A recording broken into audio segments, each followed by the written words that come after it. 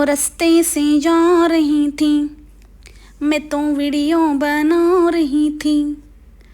रास्ते से जा रही थी, वीडियो बना रही थी, डॉलर छपा रही थी। तुझको मिर्ची लगी तो मैं क्या करूं, तुझको मिर्ची लगी तो मैं क्या करूं। बाई, काय हा प्रकार!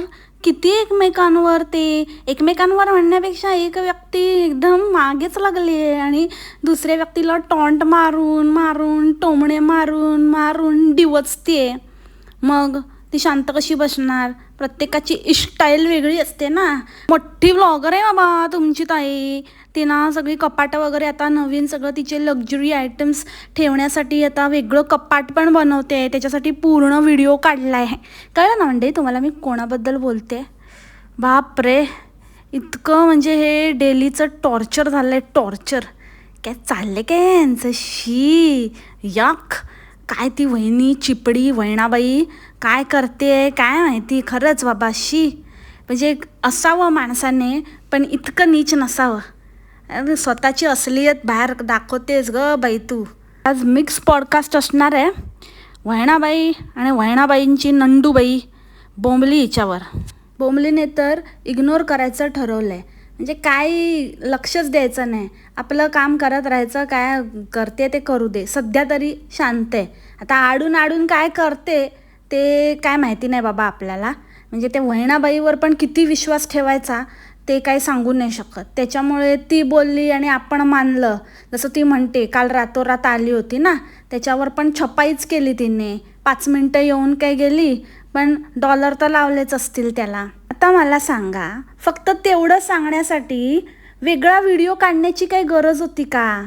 हां, ती आज व्हिडिओ टाकणारच होती ना. मग आजच्या व्हिडिओमध्ये ती सांगू शकली असती किंवा ह्या आधीच्या व्हिडिओमध्ये ती सांगू शकली असती.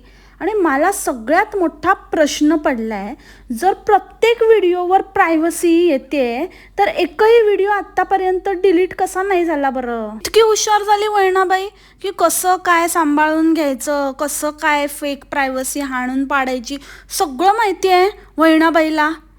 खरं तर आहे ना, मला या वैणाबाईने चकितच केलं आहे, चकित. आणि म्हणूनच मला वाटतं बोंबली शांत आहे, कारण Bombli is in shock and Vainabai rock ना. आपण बोंबलीचा पार्ट पूर्ण करूया.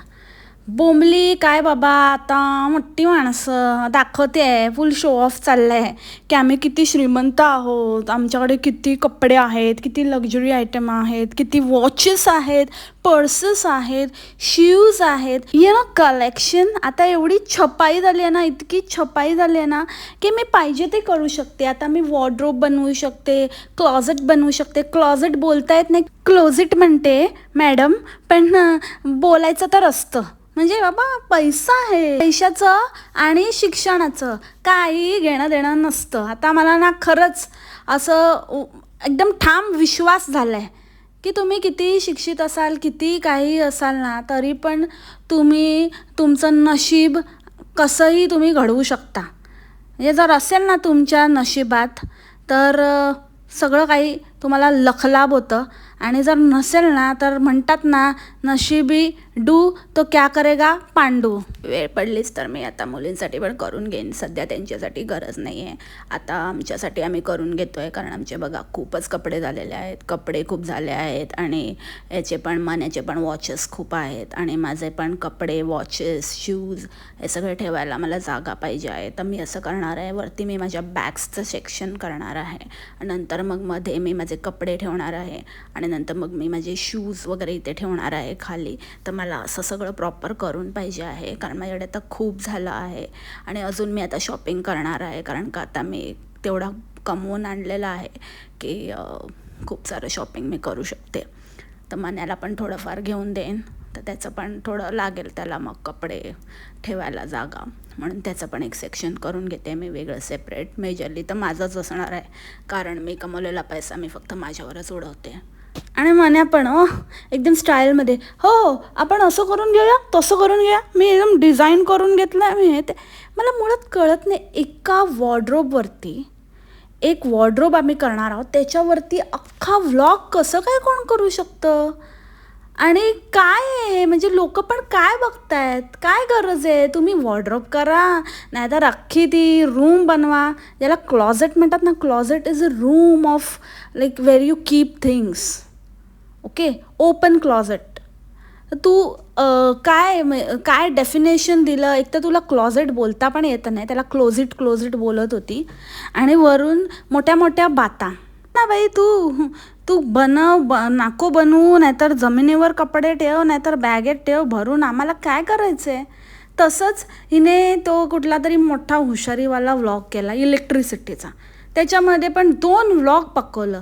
एक दिवस तर इलेक्ट्रिसिटीचा प्रॉब्लेम झाला आहे म्हणून पकवलं, आणि दुसऱ्या दिवशी तो इलेक्ट्रिशियन आला आणि त्याचं सगळं दाखवत बसली.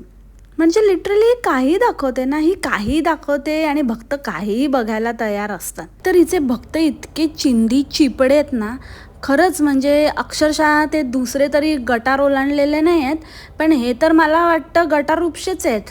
हे गटारातच राहिलेले आहेत वाटतं, कारण ह्यांना तर कसलीच काही माहिती नाही आहे. साधं रामफळ म्हणतात ते हिला पण माहिती नव्हतं, आणि भक्तांना पण. भक्त पण काय सांगतात, रायफल म्हणतात म्हणे. रायफल डोक्यात घालते तुमच्या रायफल. काय बोलतात यार, हे कुठून का से आते हे लोक? हे असल्या लोकांमुळेच आहे ना ह्यांचं फावलंय. काही दाखवलं तरी चालते. जे लोक ह्यांचे व्हिडिओज बघतात ना, त्या लोकांसाठी ही एकदम स्वप्नातली दुनिया आहे, स्वप्न नगरी आहे. त्यांना हमखास गॅरंटी आहे की ते कधीच हे असं लाईफ अचीव नाही करू शकत, कधीच त्यांच्या नशिबात असं काही घडूच नाही शकत. त्याच्यामुळे ते आपल्यासारख्या एक अशा गावठीला कसं काय नशिबाने मिळालं, तसं आपल्याला कधीतरी आयुष्यात काहीतरी चान्स मिळेल, किंवा ज्यांचा ऑलरेडी संधी हुकलेली आहे ते हिच्यामध्ये बघतात स्वतःला, आणि स्वतःच्या मनाचं समाधान करून घेत आहेत, बाकी काहीही नाही. आता ते लाईटीचा प्रॉब्लेम झालेला ना, लाईटीचा. एक तर ते लाईटीचा नसतं ग, लाईटचाच असतं. लाईटी काय असतं? नाईटीवाली बाई ना लाईटी बोलते, गावठी कुठची. तुम्हाला इन्फॉर्मेशन द्यायची होती, ती मूळ इन्फॉर्मेशन तुम्हाला द्यायची होती की कसं काय तुम्ही मॅनेज करू शकता, कसं काय तुम्ही पैसे सेव्ह करू शकता, किंवा कसं काय इन्शुरन्स ऑलवेज बेटर, तुम्ही इन्शुरन्स घेणं हे कधीही चांगलं असतं. तर तेवढ्यापुरतं बोलायचं की पूर्णच्या पूर्ण मग कसा तो फ्यूज होता, मग तो कसा उडाला, मग कशामुळे झालं, आणि त्याचं पूर्ण एवढी टेक्निकॅलिटी समजावत सांगत बसली. म्हणजे ही नाही, पण तो मन्या, त्याला कुठे नाही ते आपण इंजिनियर असल्याचं मोठं दाखवायला मिळालं तर एकदम सुटलाच होता. काय काय काय काय सांगत होता, हे ह्याला कनेक्टेड होतं, मग हे जळालं, मग ह्याच्यामुळे हे शॉर्ट झालं, मग ह्याच्यामुळे ह्याच्या बाजूचे फ्यूज उडाले, असं झालं तसं झालं. ओके, मानला. मग काय फायदा पण तुझ्या इंजिनियर असण्याचा? शेवटी आहेस तर तेच ना, जगतो तर आहेस तिच्याच मागे मागे गुब्बू गुब्बू बुग्गू बुग्गू करत. ते आम्हाला नको दाखवूस. तुझ्या आईचा विचार कर, तिला काय वाटत असेल, कसं काळजावर दगड ठेवून पोराला पाठवलं, कसं काय करून आणि कुठे कुठे कसं कसं जुगाड करून मुलाला शिकवलं आणि इंजिनियर केलं, आणि आता पोरगं बघा कसलं काय उद्योग करते. तर त्यापेक्षा कशाला मग एवढं शिकवायचं ना. असं तर हे उद्योगाचं कुठलं पण आमच्या गल्लीबोळातलं थुकरट पोरगं पण करते. ह्याच्यामध्ये मग काय फरक आहे ह्याच्यात आणि त्या गल्लीतल्या छपरीमध्ये? नाही का सांग ना आता, नाही का? तिचं काही असलं तरी छान, सगळं काही छान. अरे छानच असतं ना, सगळ्या गोष्टी असं मस्तच असतात, चांगलंच असतं. असं कोण म्हणतं का की दूध तुम्ही घाण प्रकारे बॉईल करून घ्या, एकदम घाण दूध बॉईल करून घ्या, हे कशाला पण काय छान लावायचं? आता हे बघा, आता आपल्याला हे बनवण्यासाठी आधी छानपैकी दूध बॉईल करून घ्यायला लागेल. तर छानपैकी आपलं दूध बॉईल करून झालेलं आहे. आता आपण हे रताळं जे आहे ते छानपैकी किसून घेऊया. तर आता आपल्याला हे छानपैकी किसून घ्यायचं आहे. आता हे छानपैकी किसून तयार झालेलं आहे. अरे काय छान! अरे तुझे असं मग एवढं तुला छान छान आवडतं ना, तर जरा स्वतःचे व्हिडिओज पण जरा छान बनतील असं काहीतरी छान दाखव ना. खरंच की आम्ही पण म्हणू की छान छान मस्त छान व्हिडिओ बनवला, छान व्लॉग बनवला. तिथे का नाही सुधारणा करत? तिथे का नाही असं छान म्हणायला आम्हाला चान्स देत? तिथे का घाण करत असते एवढंच जर तुला छान आवडतं तर? ह्याची टेस्ट थोडीशी सावर असते. सावर असते अगं बाई, सावर तू स्वतःला जरा. आंबट बिंबटच बोल, राहू दे. उगाचच नको ते भलते सलते अटेम्प्ट घेऊ नकोस. आता तुला स्वतःला सावरायची खरी गरज आहे. आता ते वहिनीबाईला आवर. आजकाल बाबा आम्ही सोफा सोडला आहे. आज आमची न्यू प्लेस आहे आमची आजकाल. आम्ही जेव्हा लास्ट टाईम लाईव्ह घेतलं होतं ना स्मॉल बॉसचं वगैरे, आम्ही सांगत होतो आणि तुम्हाला सरप्राईज देणार होतो आणि तुमच्यासमोर आम्ही असं खूप मोठा ड्रामा केलेला की आम्ही कशासाठी येतो आहे आणि 2 गुड न्यूज आहेत आणि 4 गुड न्यूज आहेत. तेव्हापासून आम्ही आमच्या डायनिंग टेबलला स्विच केलं आहे. म्हणजे सोफ्यावरून आम्ही डायनिंग टेबलकडे स्विच झालो आहे. हां, तर सोफ्याची वाट बघू नका. आम्ही आजकाल डायनिंग टेबलवर बसतो.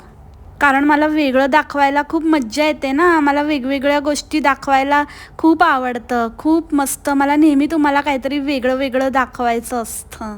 अहो म्हणजे जागा म्हणते मी. आणि काय ते सफरचंदाचं कौतुक. इथे असं असतं, इथे तसं असतं. इथे आम्ही एवढे आणले.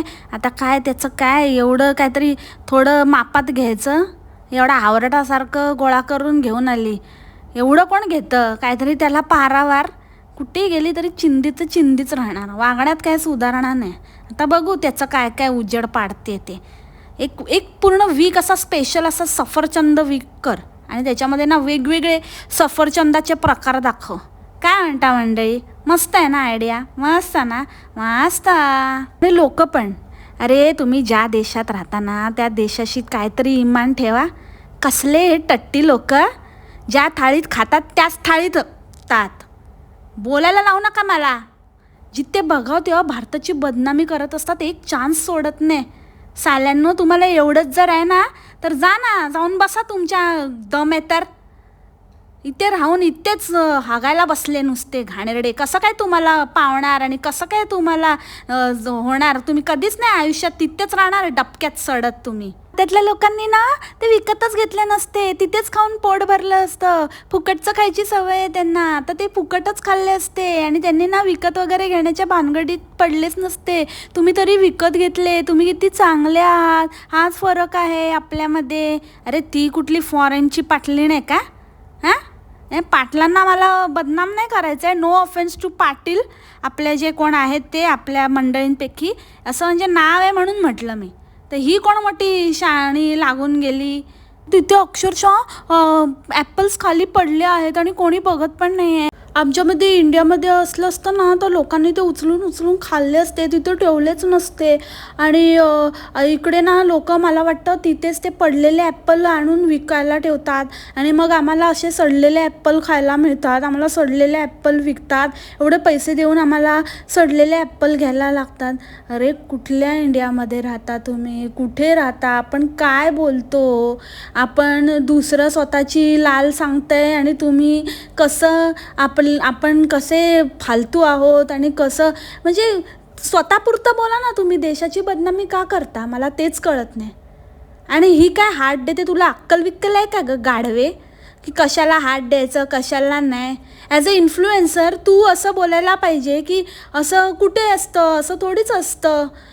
कुठे तुम्हाला असे सडलेले ॲपल वगैरे असं तर मी नाही कधी बघितलं. येतेस ना येऊन भारताचं खाते तेव्हा लाज नाही वाटत? जेव्हा तिथे पोट नाही भरलं तेव्हा आली होतीस ना इंडियाला भीक मागायला? लोकांना बोलायला सांगायला तुझी जीभ उचलत नाही का? तेव्हा कुठे जातं तुझं प्रेम? हां, ते काय काय माझ्या अंगावर काटा आला आणि गुजबम्स आले आणि हे झालं आणि ते झालं. ते काय फक्त क्रिकेट पुरतंच आहे का? जेव्हा असं लोक म्हणतात तेव्हा कुठे जातं तुझं देशप्रेम? का लोकांना असं बोलल्यावरती लोक नाराज होतील आणि मग आपले सबस्क्रायबर कमी होतील त्याची जास्त पडली ना तुला? देशाचं काय? लोकांना कसं मस्का पॉलिश मारायचं, कसं येडा बनवायचं, कसं उल्लू बनवायचं, तेवढं एकच टार्गेट आहे. बोलू दे चम्मारी काय बोलतात ते. आणि म्हणे इन्फ्लुएन्सर आहे. कसले इन्फ्लुएन्सर? ह्यांना खरं खोटं चांगलं वाईट हेच आपल्या लोकांना समजवता येत नाही. नुसतं आपलं लोकांना जे छान वाटतं, लोकांना जे पटतं तेवढंच बोलायचं, तेवढंच करायचं. मग ते आपल्या मनाला पटो वा ना पटो किंवा आपण त्याच्याशी सहमत असू दे किंवा नसू दे, काय नाही ह्याच्यामध्ये आणि चाटू लोकांमध्ये काय फरक आहे? उगाच नाही त्या मन्याला एवढ्या सुट्ट्या मिळत, तो पण असाच असेल. हांजी हांजी हां हां yes yes your right, boss is always right, हे असलं असतं या लोकांचं. या लोकांना ना स्वतःचं काही विचारसरणीच नसते, स्वतःचा काही स्वाभिमानच नसतो. डॉलरला मिंधे झाले, नुसतं असं नऊवारी नेसले आणि काहीतरी मिरवलं आणि झेंडा घेऊन असं असं फिरवला म्हणजे देशावर प्रेम आहे असं नाही होत. हे फक्त तुमच्यासारख्या मठ्ठ लोकांनाच तसं वाटतं, जे तुमचे मंद भक्त आहेत ना त्यांनाच त्याच्यावरती बिलीव्ह होतं. छोट्या छोट्या गोष्टीतनं खरं तुम्ही किती जेन्युइन आहात, किती प्रेम करता स्वतःच्या देशावर, कसं तुम्हाला बिलकुल तुम्ही खपवून घेऊ शकत नाही. जर लोक असं तुमच्या कमेंटमध्ये तर लोक सरळ सरळ देशाची निंदा नालस्ती करतात, तुझ्या पण आणि त्या हाहाच्या पण, आणि दोघींच्या तोंडातनं ब्र निघत नाही. आल्या मोठ्या शाण्या, कसले भयानक फिल्टर वापरते ग. पण त्या फिल्टरमध्ये ना एक गोष्ट नोटीस करा, म्हणजे सगळ्यांच्या थोबाडावर उजेड पडतो, फक्त मन्याचा नाही. मन्याच्या चेहऱ्यावर कुठल्याच फिल्टरचा काय असर होत नाही. इतकं ओरिजिनल आहे ना मन्याचा फेस. खरंच त्या फेसवर कॉपीराईट लावू शकतो तो, त्याच्यासारखं कोणाचंच नसेल. थोबाड म्हणते मी. म्हणजे बघा ना, जेव्हा ते रील शूट केलं ना तेव्हा एकतर ही सनलाईटमध्ये, आणि तो फिल्टर, तो कॅनडा म्हणून एक फिल्टर आहे ह्याच्यावरती इंस्टाग्रामवरती, तो फिल्टर लावते. तुम्ही पण बघा ट्राय करून, कॅनडा नाव आहे त्या फिल्टरचं, सर्च करा. आणि एकदम सनलाईटमध्ये तोंड घेऊन बसते आणि एकदम पांढरी फटक, म्हणजे काही कसलंच काय, पूर्ण मशेरी ओठ पण पांढरे होऊन जातात इतकं. स्किन पण पांढरी आणि मशेरीवाले ओठ पण पांढरे, सगळंच पांढरं पांढरं पांढरं होऊन जातं. आणि जेव्हा त्या मुलींवर रिफ्लेक्ट होत होता तेव्हा पण त्या मुलींचा पण कलर चेंज दिसत होता. पण मन्यावर झाला ना तो बिलकुल नाही, कलर गया तो पैसा वापस. हळूहळू मोठीवरती मला वाटतं आयशीचा असर झालेला मला हल्ली दिसून येतोय. काय काय बाबा, लुक दाखवायला इतकी डेस्परेट असते, अगदी पुढे पुढे करत असते, आणि असं काय गिरक्या घेते, गिरक्या तर सेम आईसारख्या घेते. आणि मन्या पण मुलींबरोबर इंग्लिश बोलून दाखवतो. आजकाल हाहाचं बघतात, वाटतं हे त्यांचं बघून काहीतरी करायला जातात की जे हे नाही करत आहेत, आणि तीचं बघून काहीतरी करायला जाते, असं दोघींचं चालू असतं. आणि या दोघींचं मिळून एक तिसरंच प्रोडक्ट तयार झालं आहे, वैणाबाई. ते आहेच, पण मन्या काय काय ट्राय करतो इंग्लिशमध्ये बोलायचं, आणि हिच्याकडनं तर काय पॉसिबलच नाही आहे. आणि सांगत होती की त्या माणसाला, इलेक्ट्रिशियनला येत नाही इंग्लिश, म्हणजे जसं काही इंग्लिश आलं असतं तर हीच एकदम फडाफडा बोलणार होती. रेन दे बाई, रेन दे. आता हे झालं बोंबलीचं. आत्ता आपण वळूया वैणाबाईकडे. वैणाबाईचं काय बाबा, मला काय कळतच नाही आहे, काय सीन आहे आणि काय करते. मला तर असं वाटतंय की फुल प्लॅनिंग के साथ वैणाबाईने सगळं केलेलं आहे.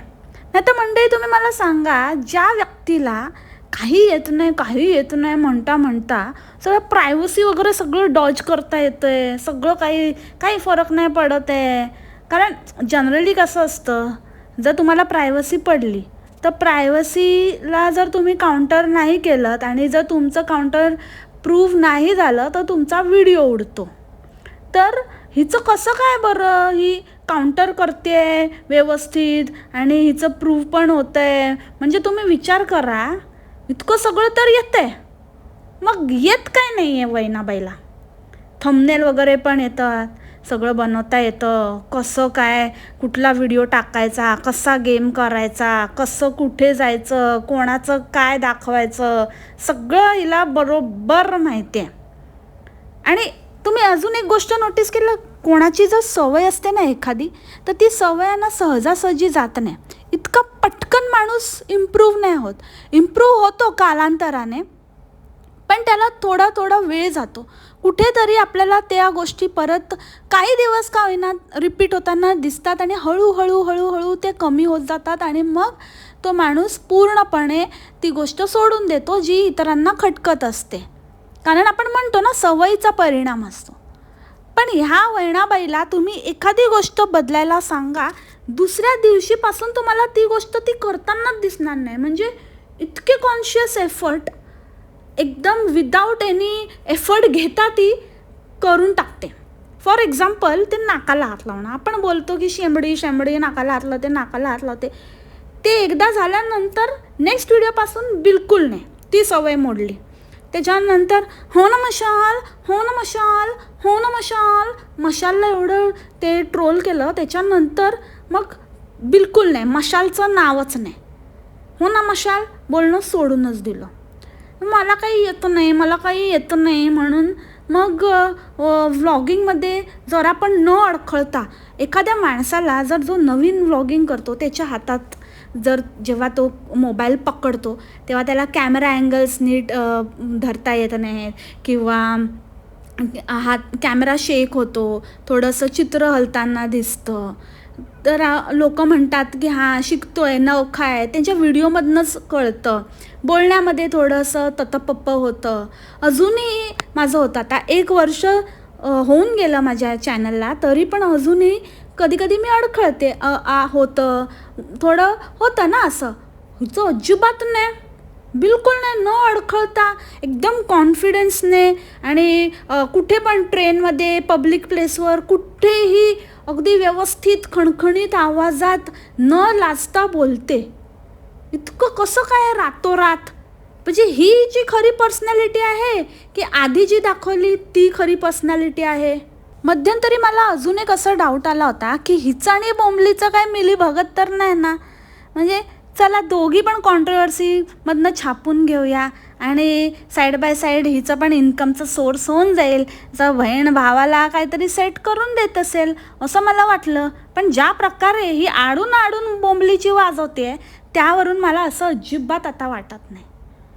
आणि मला आता अजूनच असं दृढ असं विश्वास झाला आहे किंवा फिलिंग माझी दृढ झाली आहे की ह्याच्यामध्ये ना ही महाचाप्टर आहे. ये तो बोंबली की लेके रहेगी. क्यों म्हणते मी, बाई बाई बाई बाई बाई बाई, काय तो प्रकार. किती ते टॉन्ट मारणं दर व्हिडिओमध्ये ना. तुम्ही जरा नीट विचार करून हिचा शब्द ऐकला ना तर तुम्हाला कळेल आडून आडून कसं ना कोणाला हाणणं ना ते बरोबर हिला माहिती आहे. भले हिने डिरेक्टली गोष्टी रिव्हील नाही केल्या पण इनडायरेक्टली ती हळूहळू बरंच काही रिव्हील करत आहे. किती खरं किती खोटं, कोण खरं कोण खोटं ते आपण नाही ठरवू शकत, कारण आपल्याला फक्त नाण्याची एकच बाजू माहिती आहे, दुसरी बाजू तर आपल्याला माहीतच नाही. मस्त गावाला जायचा प्लॅन केला, एकदम सुमडी में कुंबडी, आणि तिथे जाऊन सीन क्रिएट केला. इतकं गरीब गाय, इतकं जर कोण होतं, आत्ता जी हिंमत आली आहे ती पहिले कुठे होती? मग पहिले का नाही दार ठोठावून विचारलं, का नाही आरेला कारे केलं? आता काय डॉलर मिळायला लागल्यावरती हिंमत वाढली का? काय ते कॅमेरा घेऊन चुरू बोलणं, काय ते आडून आडून टॉन्ट मारणं, कॉमेंटमध्ये एकेका कॉमेंटला असे रिप्लाय करणं, पूर्ण इज्जत चव्हाट्यावर आणणं घरच्यांची. आणि नवरा तर तुमचा पण कमी नाही आहे. म्हणजे मला तर असं वाटतं की या खानदानामध्ये ना ह्यांच्या कोणी कोणाला बोलायला नको आहे.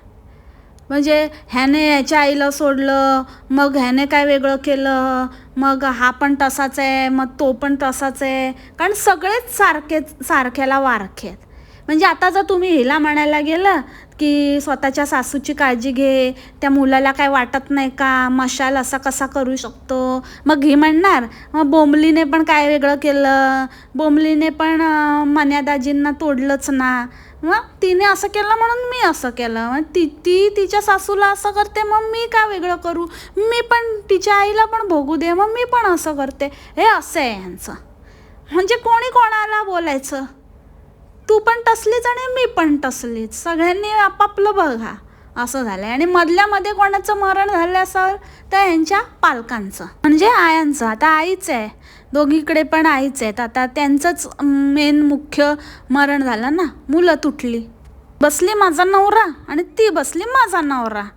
हिच्या पण नवऱ्याला कुठे चैन आहे. एक दिवस बायको नाही माहेरी आली तर आला लुट्टू. मशालला राहत नाही आहे, मशाल एक दिवस पण राहता येत नाही. तुम्हाला आठवण येईल ना मशाल माझी, मशाल राहूच शकत नाही. मशाल लगेच निघाला मशाल घेऊन.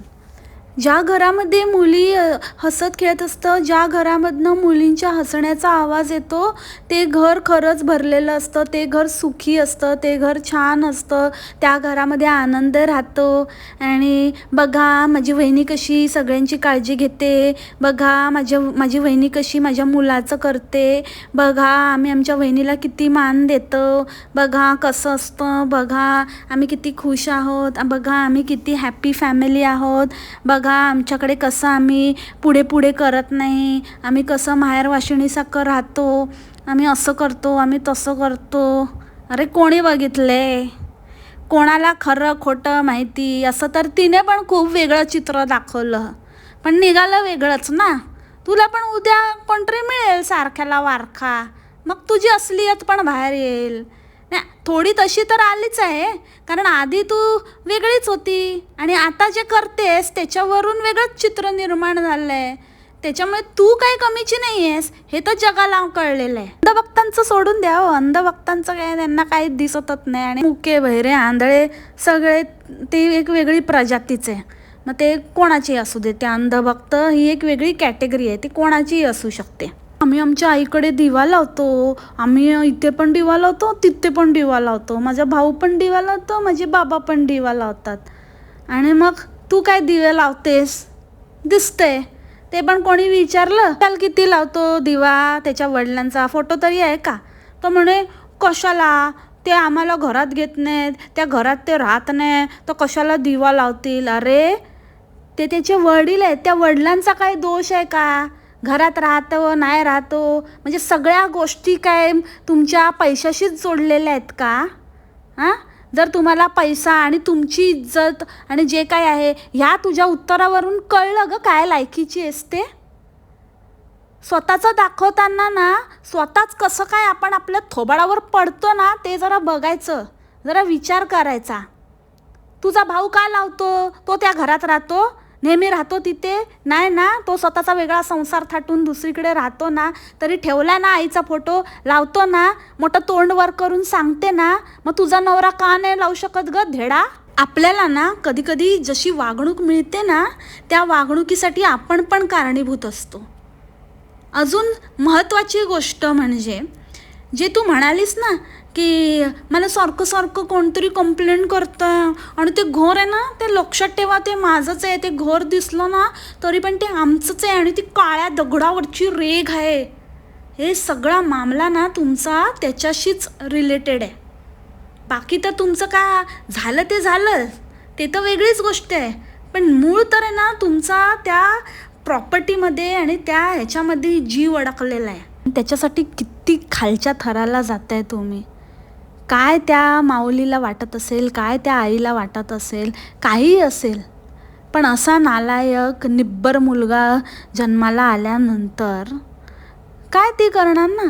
हिच्याकडे बघून तर आता तसंच वाटतंय की ठीक आहे बाबा, मी नाही टॉलरेट करू शकत हे जर असं असेल तर. मुलगा पण गेला ना तरी 72, काही फरक नाही पडत. मला असं वाटतं की अशा लोकांना ना असाच धडा शिकवला पाहिजे. या लोकांना काय वाटतं की उगाचच कसं त्या बाईला, तिसऱ्याच बाईला कोणाला तरी बहिणीच्या सासूला विचारते की कसं असतं ना, ह्या बघा कसं करतात, ह्यांना दोन्ही नाती आहेत पण त्या नातींचं किती करतात, आजीचं असंच असतं, आजीचं तसंच असतं. तू सांगितलं आणि आम्ही ऐकलं. तू कोण ग मोठी, आम्ही बघायला आलो आहे, आम्हाला काय माहिती. तू स्वतःच तर मोठी कमेंटमध्ये सगळ्यांना रिप्लाय करत सुटलेली असते की 15-20 मिनटाच्या व्हिडिओवरून जज करू नका, असं काय हे नसतं, तुम्हाला एवढंच आहे ना तर आमच्या नातेवाईकांना शोधून काढा आणि मग विचारा आणि मग तुम्हाला रिॲलिटी कळेल. कशाला, काय कामधंदे नाहीत तुझ्या नातेवाईकांना शोधून काढायला. आणि ते पहिले ती नाटकं बंद कर, काही गरज नाही आहे. कोण कसं वागतं आहे आणि कोण काय करते तुमच्या घरात आहे ना, तुम्ही स्वतःचं सोडवा. आणि स्वतःचं एखादा नवरा असेल ना त्याला रडायला फक्त येतं तुझ्या नवऱ्याला, पण हे आता हे जे बायकोने नवीन थेरं लावले आहेत तर तिला नाही जरा गप करता येत किंवा तिला नाही सांगता येत की बाबा तिथे नको ना उगाचच तमाशे करू, कशाला डोक्याला ताप करते, तमाशाच लावलेस तू काय. तिथे तिच्या दारात उभी राहून मोठं शौर्य करते का व्हिडिओ बनवून, शाणी समजते स्वतःला. बाईच्या एकूणच वागणुकीवरून आहे ना मला हीच धड वाटत नाही. आणि मला असं वाटतं की मला माहिती नाही बोंबलीचं काय आहे काय नाही, कसं काही असेल, पण बोमलीच्या आईने जो स्टँड घेतलेला आहे, ती ज्या प्रकारची वागणूक हिला देत आहे ती हेच डिझर्व करते. असं तर मग मंडळी, हे माझं पण जस्ट एक ऑब्झर्वेशन होतं जे मी तुमच्याबरोबर शेअर केलं. तुम्हाला जर वेगळं काही वाटत असेल किंवा तुम्ही माझ्या मताशी सहमत असाल तरी मला कळवा. जर तुमचं वेगळं काही तुम्ही अजून नोटीस केलं असेल आणि तुम्हाला ते माझ्याशी शेअर करायचं असेल तर तेही कॉमेंटमध्ये सांगा. सो आजचं पॉडकास्ट मी इथेच थांबवते. भेटूया आपण उद्याच्या पॉडकास्टमध्ये नवीन विषयासोबत. तोपर्यंत खा प्या मस्त राहा आणि स्वस्त राहा. Take care. बाय. मासलामा.